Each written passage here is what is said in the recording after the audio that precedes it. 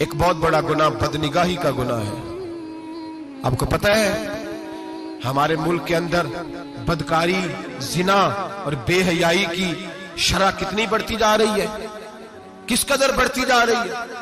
وہ لوگ جو نکاح کر لیتے ہیں وہ بھی اپنی نگاہوں کو، میں اکثر کہتا ہوں، حضور نے فرمایا نکاح آدھا ایمان ہے، جس نے نکاح کر لیا اس کا ایمان مکمل ہو گیا۔ تو جو نکاح کے بعد بھی باز نہ آیا، میں اس کو بے ایمان نہیں کہتا، لیکن نبی پاک نے فرمایا جو نکاح کر لے اس کا ایمان ہے، بولیے ایمان محفوظ ہو گیا، اس کا ایمان، سارے بولیے ایمان، اور جو پھر بھی باز نہ آئے، حضور کہہ رہے ایمان مکمل ہو گیا، اور جو نہ باز آیا کیا فتویٰ دیا جائے حدیث کی روشنی میں؟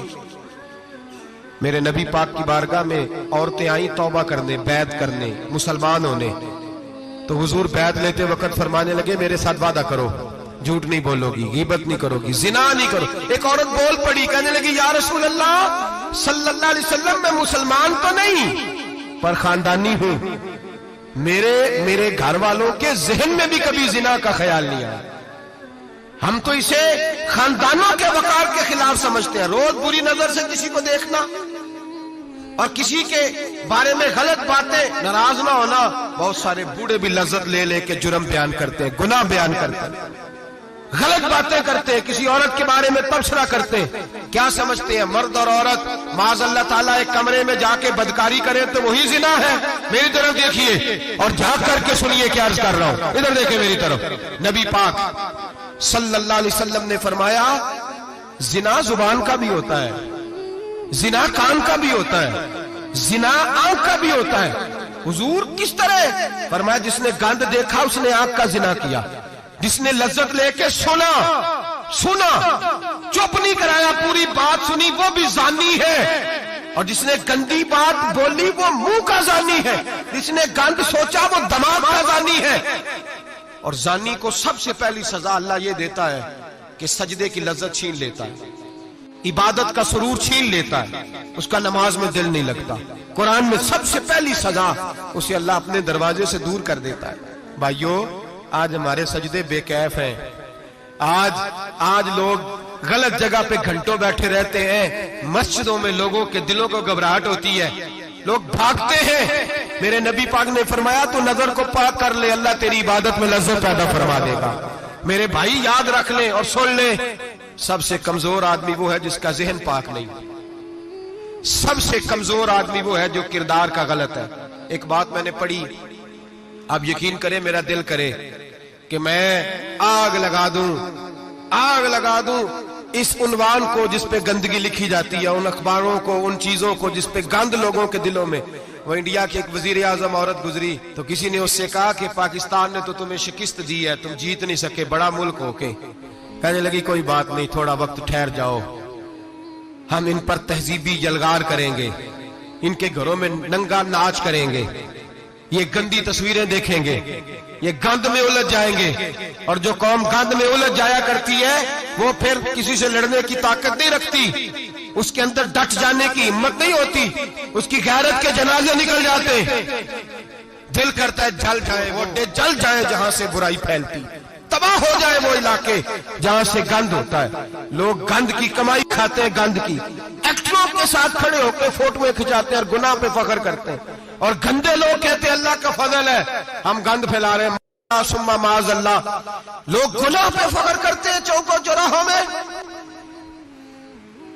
محمد بن قاسم آئے ہندوستان پہ راجہ دہر کے مقابلے میں، نوجوان میری طرف دیکھیں اور صحیح ہو کے بیٹھے، خاصے صحیح ہو کے بیٹھے، تقریر نہیں کر رہا، جذبات کا، میرے جذبات سنیں، دل کے پھپولے جل رہے ہیں حسینے کے داغ سے، اللہ کی قسم روح کی گہرائی سے بات کر رہا ہوں، وہ بات کر رہا ہوں جو سینہ کہہ رہا ہے کہ پھٹ جائے اور کہنا نہ پڑے۔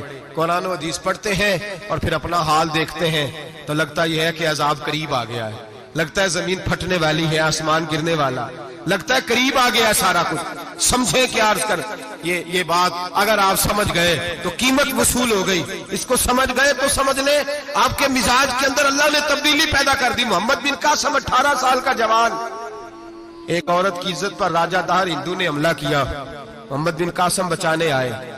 جب ہندوستان آئے فوج تھوڑی تھی، علاقہ تھوڑا تھا، راجہ دہر کی فوج بہت زیادہ، اور پھر اپنا عرب چھوڑ کے یہاں آ کے ہندوستان میں اس کے علاقے میں اس پہ حملہ کرنا، حالات خراب تھے۔ محمد بن قاسم پریشان ہے۔ ایک بزرگ نے دیکھا، کہنے لگے پریشان کیوں ہو؟ کہنے لگا سوچتا ہوں علاقہ بھی اس کا، فوج بھی اس کی، میرے فوجیوں کو تو رستوں کا بھی نہیں پتا، کیسے جنگ کریں گے، کدھر سے آئیں گے، اور پھر ہمیں زبان بھی نہیں آتی، کیسے کام ہوگا، ڈر رہا ہوں۔ 2-4 دن گزرے تو محمد بن قاسم اشاش بشاش ہو گئے۔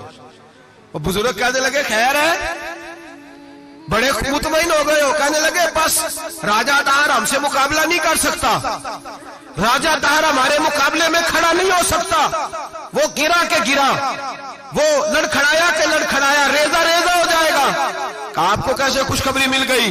کہنے لگے مجھے پتا چلا ہے کہ راجہ دہر ذہن کا گندا ہے، وہ تو چچا کی بیٹی کو نہیں چھوڑتا، ماموں کی بیٹی کو نہیں چھوڑتا، خالہ کی بیٹی کو گندی نظر سے دیکھتا ہے۔ جس کا ذہن گندا ہوتا ہے وہ کسی کا مقابلہ نہیں کر سکتا، ہمیں فتح ہوگی، فتح، وہ گرے گا۔ وہ بزرگ کہتے ہیں میں سمجھ گیا کہ واقعی سے فتح ہوگی۔ آج کشمیر کیوں آزاد نہیں ہو رہا؟ فلسطین میں آگ کیوں لگی ہوئی ہے؟ مسلمان جب تک ذہن کا گندا ہے کمزور ہے، جب تک ذہن کا ناپاک ہے کمزور ہے۔ حضرت سعد بن ابی وقاص رضی اللہ تعالیٰ عنہ فرمایا کرتے تھے اللہ مسلمان کی مدد اتنی دیر تک کرتا رہتا ہے جتنی دیر تک مسلمان کا ذہن صاف رہتا ہے، کردار پاک رہتا ہے۔ آگ اس لیے معاشرے میں لگی ہے۔ نوجوانوں تم کہتے ہو کامیابیاں نہیں ملتی، اسے کیسے کامیابی مل سکتی ہے جس کا ذہن ہی صاف نہیں؟ وہ کیسے دنیا کی بازی جیت سکتا ہے جس کی نگاہ ہی پاک نہیں؟ وہ کیسے آگے بڑھ سکتا ہے جس کے کردار میں پاکیزگی نہیں؟ اپنے آپ کو پاک کر لو، اللہ ہر مشکل میں تمہاری مدد فرمائے گا، ہر رستے میں تمہاری مدد فرمائے گا۔ اور میں نے کہا جب آدمی ناپاک ہوتا ہے تو رب کریم اس سے عبادت کی لذت چھین لیتا ہے، اور اللہ کی سب سے بڑی سزا یہ ہے کہ کسی کو سجدہ نہ لمبا کرنا دے۔ رب کریم سب سے زیادہ اس سے ناراض ہے جس کو قرآن پاک کے کھولنے کی توفیق نہ ہو۔ سب سے زیادہ رب کریم اس شخص سے ناراض ہے جو اللہ کی بارگاہ میں جھکنے کی لذت چھوڑ جائے۔ میرے نبی پاک سید عالم علیہ السلام کے صحابہ لمبی عبادتیں کرتے تھے، لمبی۔ کسی نے کہا تھا روم کے بادشاہ تھے کہ یہ مسلمان فاتح کیوں ہو جاتے ہیں؟ تو اس نے کہا میں نے مولا علی کے زمانے میں جاسوسی کرائی تھی، پتا کیا تھا کہ ہر میدان میں کامیاب کیوں ہوتے ہیں۔ تو کہتے ہیں میں نے دیکھا یہ دن کے مجاہد ہوتے ہیں پر رات کے عابد ہوتے ہیں۔